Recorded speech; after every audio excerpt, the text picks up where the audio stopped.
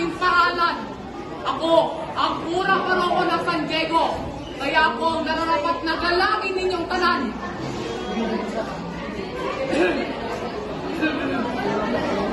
Huwag niyong kalilimutan ang aking kapangyarihan. Apat hindi pa rin kayo naniniwala. Ikelas, di ba? Naalala ko pa rin hanggang sa ngayon ang simula ng lahat ng ginawang kawalang iyan ng Juan Crisostomo Ibarra niyan. Nag-umpisa ang tanan ng minsay nagkaroon ng pagtitipon si Kapitan Tiago. Huwag na natin pag-usapan pa naging pagtatalo namin ng Teniente Guevara ngayon. Paslupang sumumero, palibhasa yung hinero!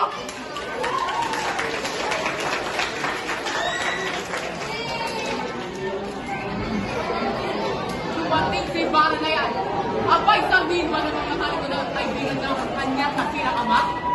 Sinagot ko naman na hindi ka nagkakamali. Pero ang hindi ko lang matanggap na matalik ko na kaibigan ako yung ama. Hapunay sumapit at sa isa na kami lumapit.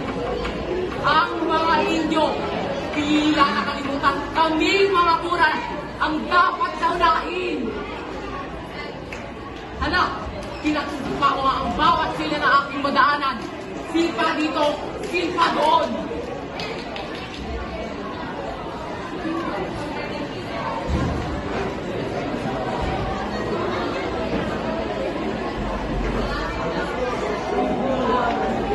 Ito pa, si Padre Sibila, ang lintik at nakipagagawan pa sa akin ng kabisera sa pagkainan. Naturalmente, ako pa rin ang nalaing sa uli!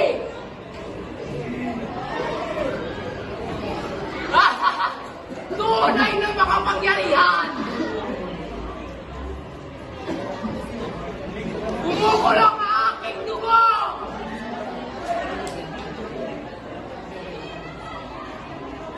Tama na nga muna ang tungkol sa Ibarang yan.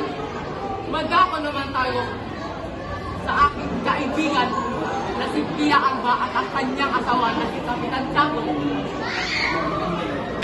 Alam mo naman natin lahat na 6 na taon nang nakalipas at hindi pa nagkamanak ng 2 yaon.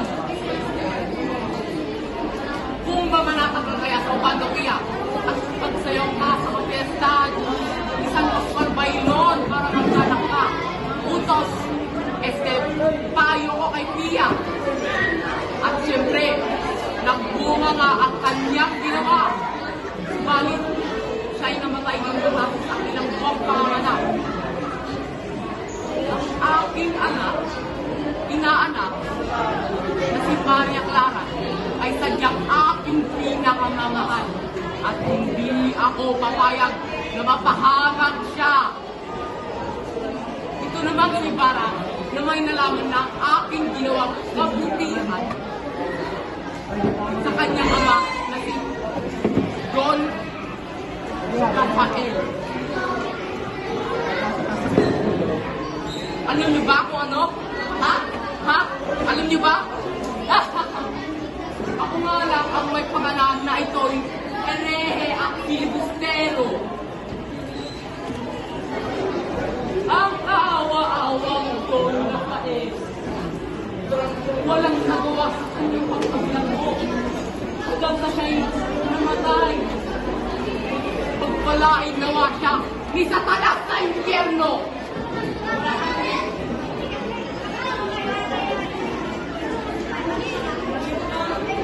Napakarami ang ginawang kalapastanan sa aking kapangyarihan. Ang Juan Crisostomo Ibarra yan. Ayoko nang maalala.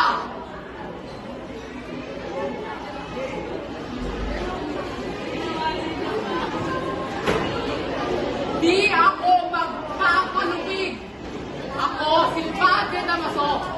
Magpapatalo? Hindi pwede!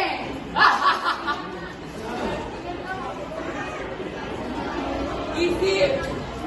Isip! Isip! Ala, sige! Isip pa! Aha! Aking kapit pagkakadulo! Ako'y ibintangan ko siya na usap na kitang magaganap na rebelyon. Manda ka na, Ibarra, dahil susunod ka na sa iyong ama. Magkikita na kayo sa impyerno sa uli! At iyon, natupad ang aking plano gaya ng aking hinihiling. Nakulong si Ibarra! Maraming